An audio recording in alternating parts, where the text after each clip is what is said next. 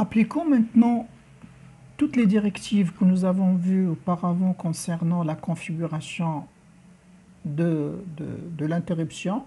Donc, au début, il va falloir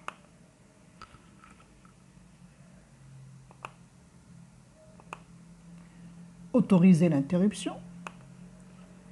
Et puis après, continuer le programme et définir un sous-programme d'interruption. Ce que nous allons voir avec les programmes.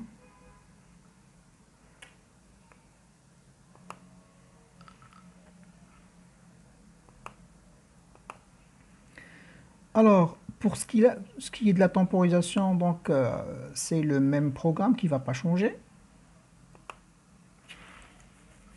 Maintenant, le sous-programme d'interruption, lui, donc comme vous voyez ici, il n'y a pas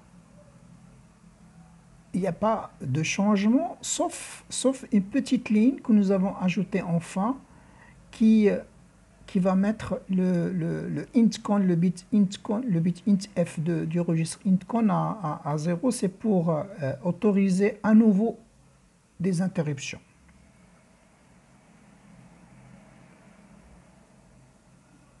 On revient au programme principal parce que c'est lui le plus important, c'est lui qui nous intéresse. Donc,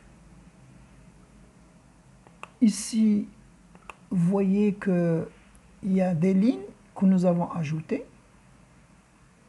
Alors, ces lignes, tout simplement, c'est la ligne 04. 04, c'est la zone programme qui va accepter ou qui va constituer l'adresse. Là, on va mémoriser l'adresse du sous-programme d'interruption. C'est pour indiquer au PIC où se trouve le sous-programme, l'adresse du sous-programme d'interruption qu'il va falloir exécuter en cas d'interruption. Puis après, c'est la configuration normale, que nous avons vu même dans les solutions standards. On arrive maintenant à la configuration de l'interruption. Donc, l'information 9.0 qu'il va falloir mettre dans le registre intcon. Donc, 9.0, donc comme nous avons dit, il y a le 1 pour le bit d'autorisation globale des interruptions et l'autre 1, c'est pour accepter l'interruption provenant du bit RB0 du registre port B, du port B. Et puis, il y a le programme, la suite du programme. Donc, normalement, ce qui va se passer ici, c'est que le programme s'exécute normalement. Notre programme, il va s'exécuter. Mais une fois qu'il y aurait une interruption, c'est-à-dire que la broche RB0 passe à 0, c'est-à-dire de 0 à 1 ou de 1 à 0, ça c'est une information qu'on n'a pas précisée pour dire quand est-ce que le PIC va prendre la décision, est-ce que c'est un franc montant de RB0 ou franc descendant.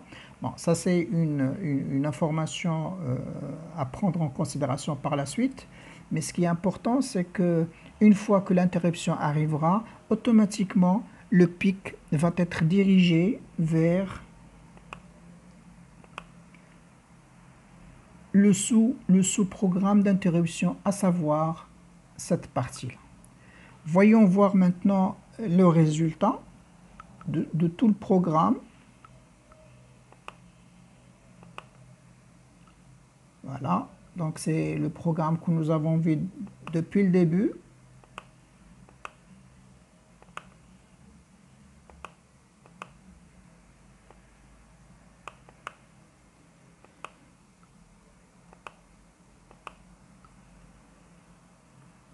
Donc, une fois que j'appuie, automatiquement, ça exécute le sous-programme d'interruption. Une fois que le sous-programme d'interruption termine, donc on revient. Alors, jetons un petit coup d'œil quand même sur le programme source. Donc, c'est le même sous-programmes que j'ai eu sur le slide. Donc, au début, il va falloir spécifier au pic l'adresse du programme d'interruption, mon programme principal, mon sous-programme d'interruption.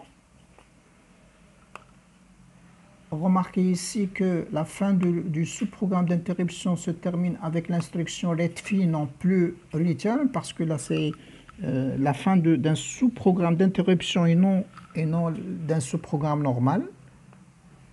Et ici, nous avons le sous-programme de temporisation qui, lui, finit avec return. Voilà.